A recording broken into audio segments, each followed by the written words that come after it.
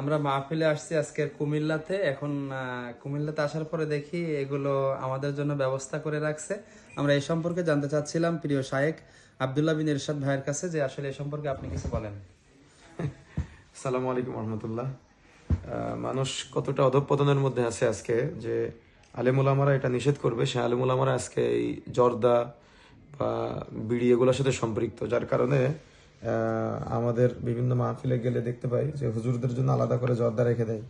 তো এই খয়ের জর্দা এগুলো আজকে আমাদের জন্য এখানে ব্যবস্থা হয়েছে, কিন্তু তারা তো জানে না যে এগুলো যে হারাম। আমরা যেগুলোর বিরুদ্ধে কঠিন বক্তব্য দিয়ে থাকি। রাসূলুল্লাহ সাল্লাল্লাহু আলাইহি সাল্লাম বলেছেন যে সালাসাতুন কদ হারামাল্লাহু আলাইহিমুল জান্নাহ, তিন শ্রেণীর ব্যক্তির উপরে জান্নাত হারাম। তার মধ্যে এক নম্বর হলো মুদমিনুল খামর, যে ব্যক্তি নেশা জাতীয় দ্রব্য সেবন করবে তার জন্য জান্নাত হারাম।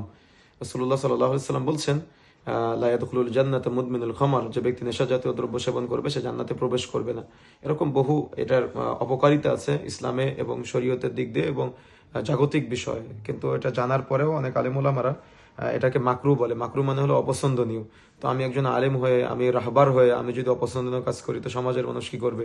এই জন্য জাহালত আজকে কতদূর পর্যন্ত পৌঁছে গিয়েছে এটা আপনারা দেখলেই বুঝতে পারবেন। আল্লাহ রাব্বুল আলামিন হেফাজত করুন।